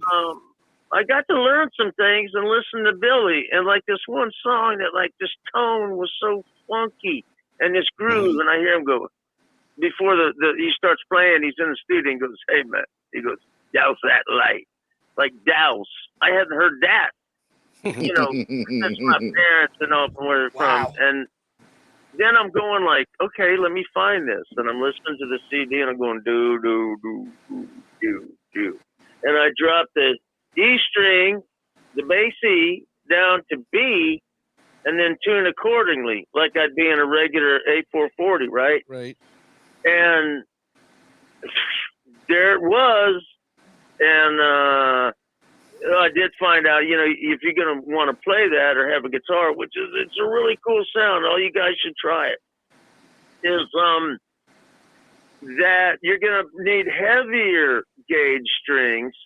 Oh yeah. Even if you got 10s on it, they get like so slippery and slinky when it's tuned down that low. And, and right now, Billy, man, he weighs about, he's a fighter. He's in there at about 88 pounds right now with jewelry. Yeah. I've never thrown up a barbecue meal. Look, I'm insane. But, it's the thing, too, about Robert. You got to listen there, too.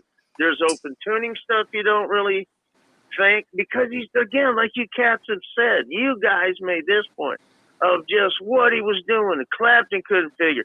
Again, Eric, right. I love him. Yeah. But he's mellowed. I mean, I listened to the old days. I saw him, I think, before Jack Bruce or I forget the drummer right now, but Ginger Baker. A while back. Ginger Baker. And yes, and they were like, oh, back at the Royal Albert Hall and doing it, and I'm like, what's happened to you guys? Crank that shit up. They're just they went through it, but they didn't have the balls to it. You know what I mean? Yeah, it just sounds that way to me. I don't know. You cats watch it.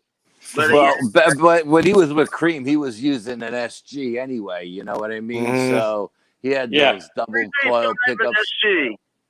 Huh? Yeah, and a blues breaker. Yeah. Go figure.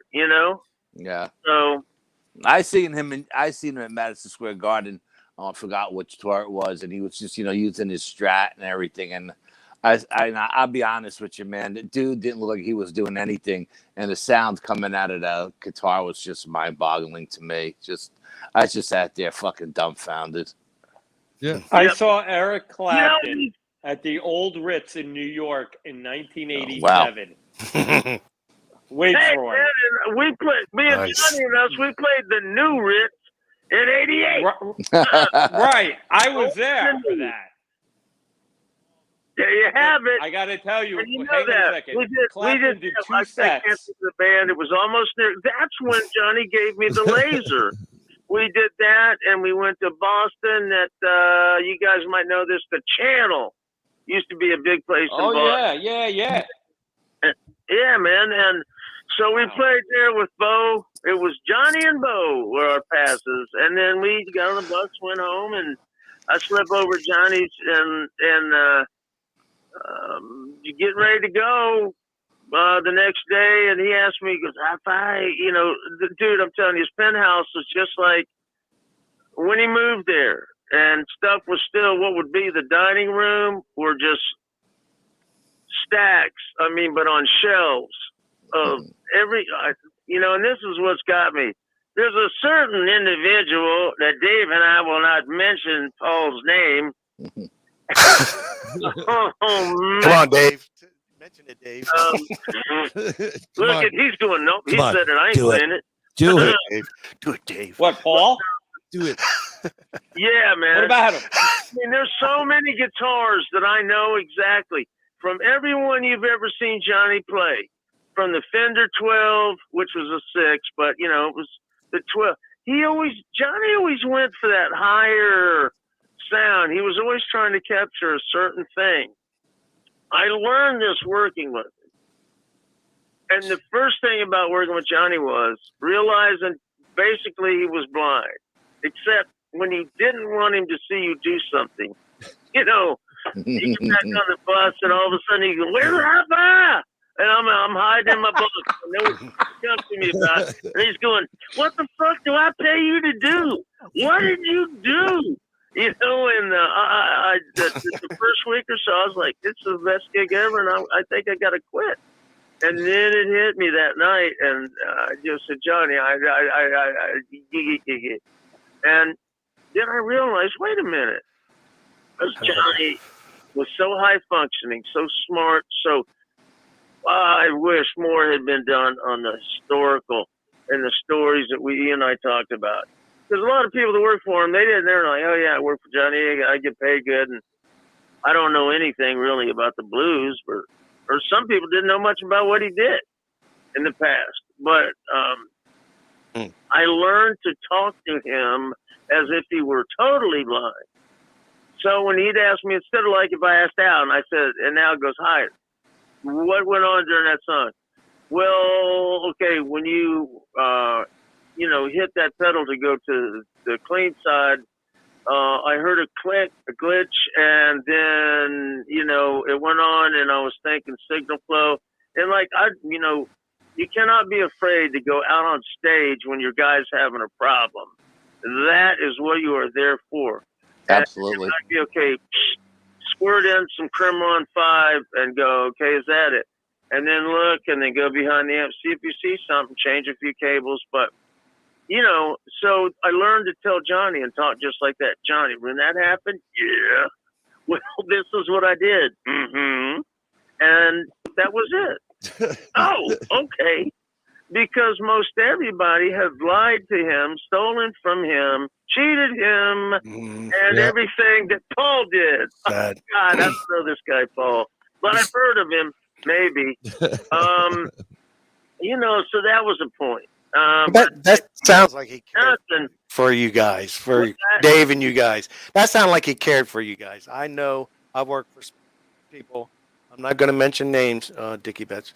And he didn't care if you stayed 14 hours on that amp. He just plugged it in and it better sound good, or you better find somebody on your way out that can make it sound better. But I adored that Johnny did that kind of things, knew the people behind the scenes and things. But to get back to Robert Johnson, I don't think Robert Johnson sold his soul to rock and roll. I don't really think. It gets into believing. If you can believe that, then I hope you believe in God. And I think I want to be on that other side and pray that I have the strength to get better and stuff like that. Because we were talking, me and Brian were talking about God. Yeah, me and Brian were talking about what makes a good guitar player. Right. Well, people come to me and when they say something, "No, that guy is gifted." No, I look at him and go, "No, that motherfucker plays a lot. He plays 8 hours a day." Yeah. There you go. So, in that sense, I don't really think you have to sell your soul to play better like he did. But there was something definitely different about him. Something that we'll probably never know. Gibson can't even tell the year of that guitar. I mean, how many pictures of Robert Johnson are there? Right. 2. Something like that. Yeah, I was going to say. They can't tell you the year of that guitar. Series back in the 80s or 90s. They took the cigarette out of Robert's mouth in the early picture. He's got the picture of Robert T-shirt. Right. Smoking. I'm like, wait a minute, man. That's what's the problem with the world today. You keep trying to change history. I'm it ain't going to happen. Oh, there we go. There you go. That's good too. Yeah. But who knows? People he might have just stopped there and just went, "Lord, please." What's funny is he does have surviving family, close family, and relatives, etc. His great grandson. What's that? Yes, sir. His great grandson. His great grandson just did a thing on Netflix. Oh, really? Interesting. Yeah. Yeah, and and these people, because think about this and that, and did he sell and do this? But what nobody knows, and even if you wanted to lie about it and didn't care about getting busted, let's tell you, Chris, all the checks. No, nobody knows where he went. Yeah, Who that's was the problem. he with? Did he just woodshed his ass in some place? I would do it. It's missing. There was evidence. I have. Well, that's what some whiskey, some powder, and a guitar, and you come out of it. But I don't know. Nobody can ever explain that. You want to think of something weird? Well, why is that? And that everybody knew him, what he did, and his family and people, and nobody. But the guy traveled with his guitar for a living.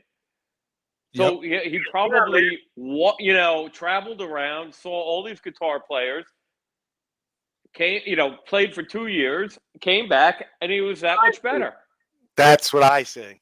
Yeah, like maybe he stole a little bit from this guy and a little bit from that guy, and knew how to master. Absolutely. And then I'm going to go back to it again.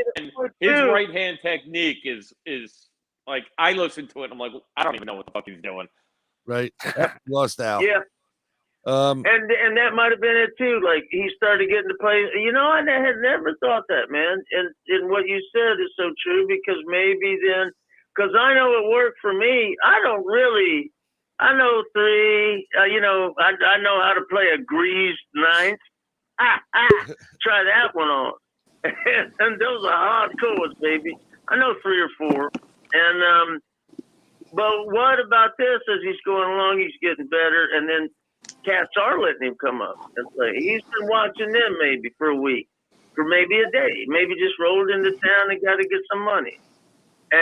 But he's getting better along the way. And even if you're just watching, I never heard like you said that. It's a really good analogy. And then think of this too. You got to think of the whole time. Back in that day, there was no interstate highway system. There was no nothing. You went from little town to little town on dirt roads. If you didn't get ripped off, killed, robbed, crashed a car, if you had a car, run over or picked up by a truck and then run over by that truck or whatever. The turnip truck, that is. World. Yeah. That was a peach truck, did you say? A peach truck. Peach truck? Oh, no, that's Allman Brothers. That's bad. I'm bad. I'm bad. You know that, Stevie. Hey, that's that's that song I wrote for Bad Company I was telling you about. Oh yeah, I remember that. Yes. Oh yeah. Well, I forgot. Actually, you got a guitar out of it too from Bad Company, if I remember correct. Had the Bad Company insignia on it. That's pretty cool. Yeah, man. It's like a 55 special. It's black. It's got Bad Company in white up on the top. Classy. And it was cool. We got that. Paul and everybody signed it for me, and like, thank you. I'm like, thank you. You do have quite a collection. Don't you have Lonesome Dave? From Foghat. I remember 64 SG that did Slow Ride. Slow Ride. He wrote all those songs, and I remember we went to a Lakeland show. You brought it. We went backstage with Boys to Colt and all those guys, and they were like, "High five, you're the god, the new guitarist, you're a god." And he goes, "I'm going to play this. Is this cool?" And I'm going to play these songs from these. Yeah, and he whips it out. It still has the original strings. I mean, we're talking. I will swear to God, I thought his tech might even try something. But once again, depending on how you want to be. Do you want your man to break strings in the middle of the only time he's got on stage to make money?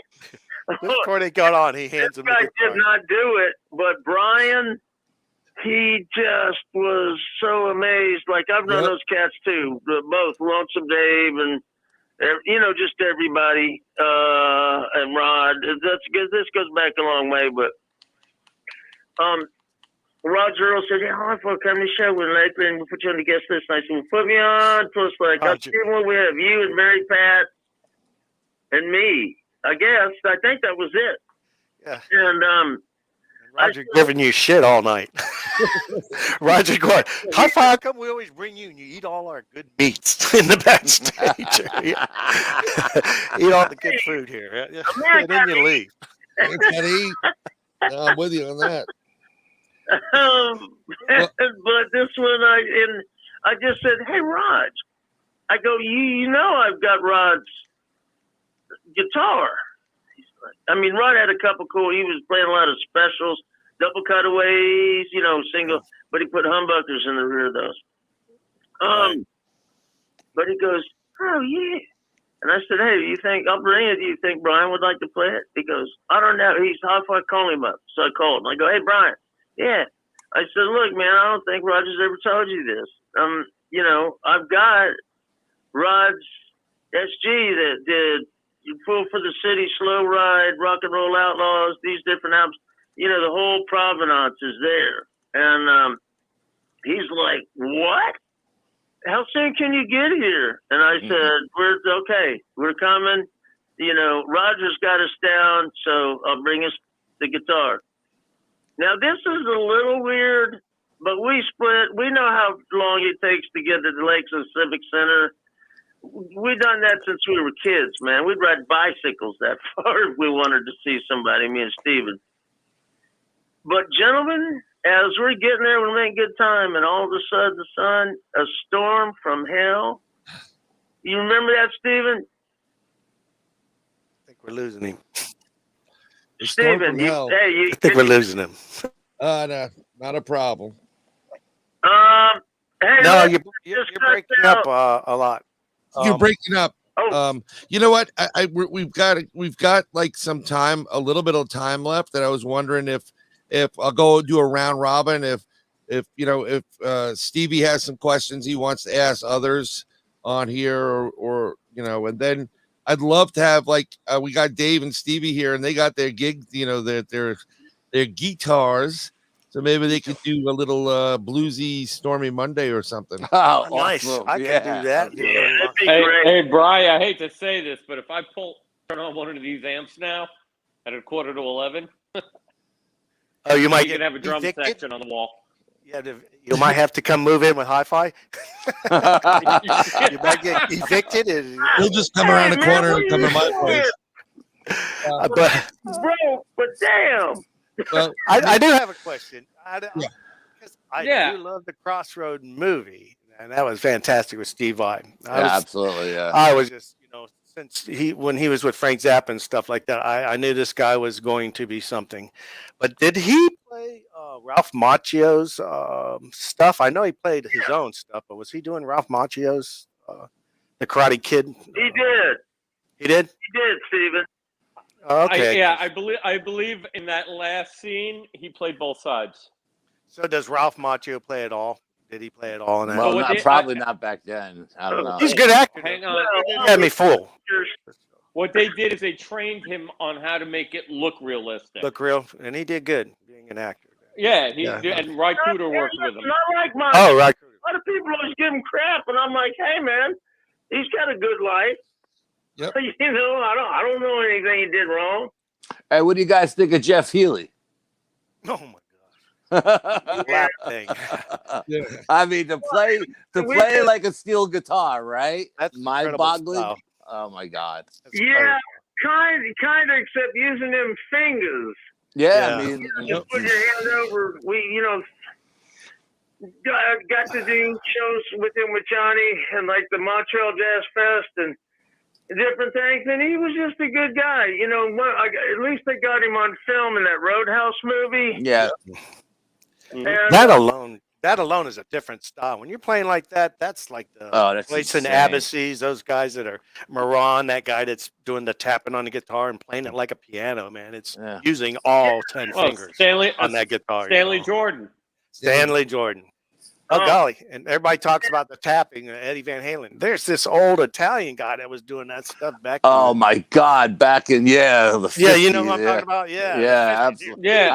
I got videos of that guy. Absolutely. Oh, my God. I mean, but that's a whole other guitar story playing that style. Everybody I want knew about it. Django Reinhardt. Everybody knew about it? Dave, what Yeah, was you but no, saying? I mean, nobody really. Eddie was the guy who said, "Look at me do this." But Right. if you listen to stuff earlier than that, you'll hear, like Ace Frehley, whatever. But I you'll love hear Ace. him do pull offs Right. and stuff like that, and you hear it, just not to the extent. It was Eruption that made everybody say, Eruption, holy shit. Exactly. Right. I actually pissed Steve Morse. You know Steve Morse Oh, wow. from Deep Purple. Yeah. I asked him a question at Guitar Crank. Actually, Dixie Drag. yeah, and I mentioned the tapping of Dixie Van Drag. Halen. He was so pissed off at me.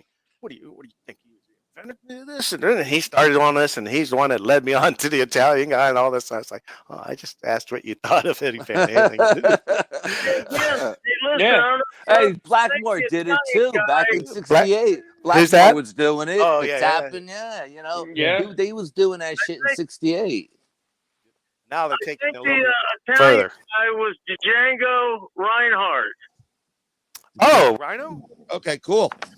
We're gonna Yeah, go look he up played Django. McAfee. Django. Some clown found like 100 plastic guitars in New York, and Well- he sponsored him once. Nothing, and he only had on his, I think, fingering hand. He only had 4 fingers. Oh wow. And he's fucking amazing. And Tomcat Blake, my buddy, there's a picture of me with him. We sent to you. He's in France. He's an unbelievable good man. And again, what he said, you guys are like, he's a tone man, and he's lived it. And but he's the one that turned me on to him. And I thought, how can you think you got 2 guitar, maybe 3 guitar playing, and you find out it's just one cat? So That's the other end of this whole thing, and we've pretty much figured it out. The guitar is only one point of the program. It's the player, and if the player True. is that good, you know it. You know it when you see the first run through or whatever, and you're like, oh Lord, I'm watching greatness right here. So You watch some of these There's a sack- clip of Stevie Ray Vaughan. hey, man. Stevie Ray Vaughan. There's me, Steven, and Sid Ryan, and I'm sure, Alfred, you're the same guy. One thing's always pissed us off, and I thank you for mentioning something about Ace Frehley. Everybody can say different things, but I'll tell you what, Gibson sold a lot of guitars in the whole world. Mhm. As Yep. a whole, if it hadn't been for Ace Frehley, that showed, it just watch that 2-night special they have. They played like last year about their last tour and the whole thing and the problems with Ace and Peter and this and that. And then, do you guys know that Vinny, whatever the Vinny Vincent. Vinny Vinny Vincent. Vincent. Vinny Vincent. Vinny yeah. Vincent. Yeah. Yeah, you're right. Thank you. Vinny Vincent. he was a dick. Good one. And Dave. I mean, thanks for mentioning Ace because he does not get the credit.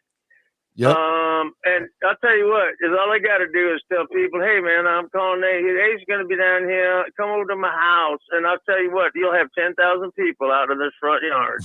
He was And just if you here. know, He was if just you listen to the old Kiss stuff, like the first 2, 3, 4 albums, it was so tasty and so bluesy. Ace's playing, it Yep. was. I mean, I'm old school. I like that bluesy, tasty, heavy rock sound. You know what I mean? So I loved Ace, man. I was a big Ace fan. course. So I got a cherry sunburst. You know what I mean? Well, And a white Strat. tell you what, there's not enough time in this day to continue this, but I would like to have. You've been great. Yeah, I'd like to have You've been everybody great. I come love you. back. I'm sorry, I can see how looking going, you mother. next I time, know you, and I love you, and I respect you, honestly. Super Please funny. forgive me. high five. What I we'll haven't do had a next chance time to is talk to anybody. we're gonna get you on live so we can see you this time around, and then All right. I'll try to do it a little bit earlier, Dave, so you can jam as well. But if it's all right with Yeah, everybody, Hey, Stevie? before 10, I'm good. yeah. Well, that's what I was, Dave, are you in an apartment? Yeah, he's around the Oh, me, and he needs the place to stay in. But if it's all right with you, we're gonna let Stevie. I got a box up back, dude. It's a simple side. we're gonna go out of this episode, and we're gonna bring you guys back on for number 2, and we'll talk some more stuff. But this is Stevie Strings. Thanks, guys.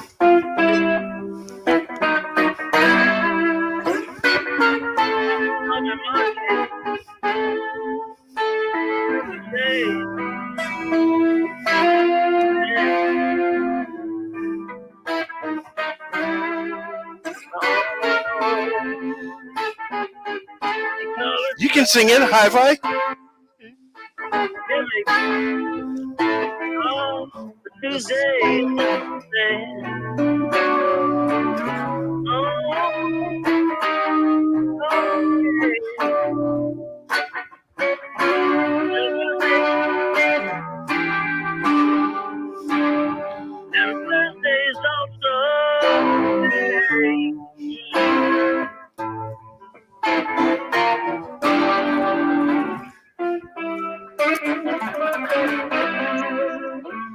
Nice.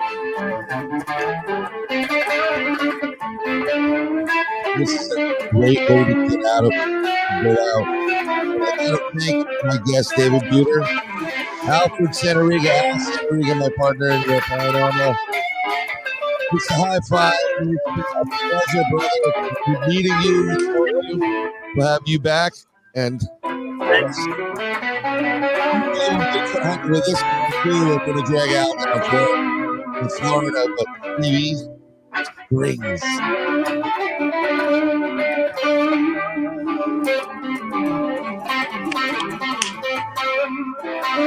Everything else, Dad, was frozen.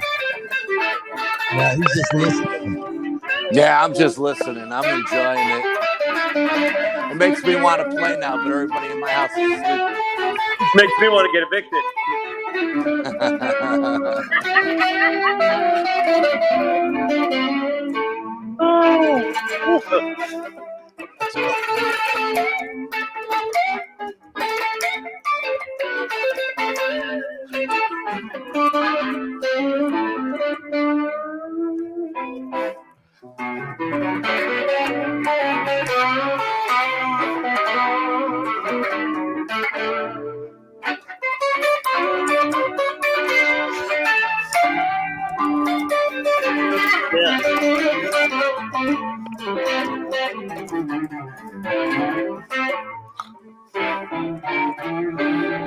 Will they call it Summer Monday?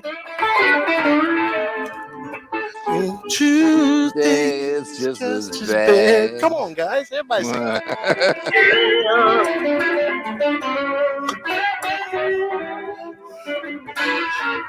Will they call it Monday. It's just as bad.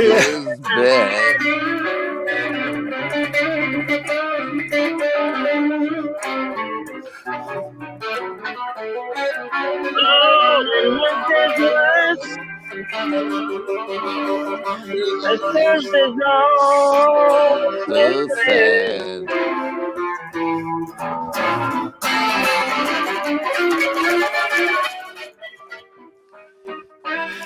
That's awesome.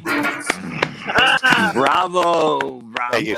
Thank you. Bravo. Guys, Hallelujah. I can't thank you enough. Yeah, we got to get Dave to play next time. Oh, We man, gotta I get was this so early looking on. forward to We'll it. do it early on. This way we get a little Yeah. jam session before we start talking about definitely. you know. We did a little backstage stuff, and he was smoking. I was There you listening. go. Oh, I ripping. could imagine. I seen him on a video with Brian one time, and he was just tearing it up, and Yeah. just killer. Let me tell you something. That man right there, Dave. I've known him since I'm 4, and when I came over one time, he showed me literally. I'm self-taught in guitar, and he goes, these are strings, these are the notes. When you come back next week, I want you to tell me all of them. And if it wasn't for him, I wouldn't know what the notes were. I was just playing it. I was figuring it out. And tomorrow, hopefully, we'll lay down some tracks in a studio. That's what we're Man, Awesome, dude. Awesome. You and Dave? all y'all. Yep. It's like I said to Sir Brian, y'all. Y'all the coolest, man. So moving to FLA, so I could stop by Sarasota and Oh yeah, we gotta do some watching. We're gonna go out there and look for some Bigfoot. You can put these two in the back of the pickup. Just put a top of them in case it rains. Bring them all in. You have to always work them. And again, it's been a pleasure. It's been an honor, Alfred. It's been really cool. Pleasure's all mine. Pleasure's all mine. You definitely know your shit. I feel like I've been around royalty tonight. Man, I can listen to Dave all night, Alfred and Bryan all the time. I love these guys. I'm going to throw in. You know it, man. Yep. And Stevie Strings is the king of things. Exactly. I'm going to throw in my exit in music right now. Now I'm going to go upstairs, put some Pat Travers on. Oh my God! Oh, what? Little Statesboro Blues. I got him an FM station I used to work for. They were given a year from every record label in the world, every release. And I worked at WQSR. This was in the 70s, boy. And I went to my man and I said, look, brother, my boy can't make it, but he filled this out. And can you just put it in, man? You know, he's my brother. We play. We got a band. Guess who won? And you got, Stevie, what'd you get? About 1,000 or more albums? Oh, yes. And it had like, and the one Travers I love is that live. Where the cover he's playing for the manager and then it's blown out on the back. Yes, right. Man. I tell you, we have we have to all come back and we have to talk. We didn't even touch acoustic guitars. I mean, my father he passed away. I just sold his 1936 D18. Oh, wow.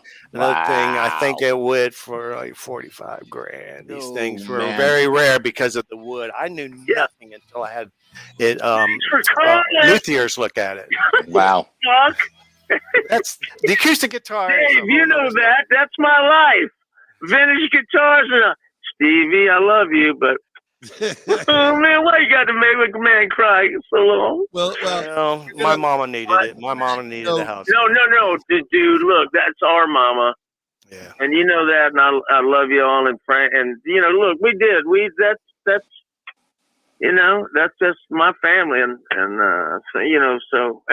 I'll shut up. Thank you. I'll play it out. I love you, Stevie. I love. We'll talk later. Good night, everybody. David, call anytime. And any of y'all, and definitely Albert, if you want me to wear you out, talk. But I sure love to talk to you and listen more. My pleasure. My pleasure. Good night, everybody. Good night, everybody. Yeah. Love you, Mama. I know Mama's out there. I love you. Yeah. Love you guys. Stay safe. Stay smart. Blondie, or she calls me Baldy now. Yes, I love. Oh, mi amor.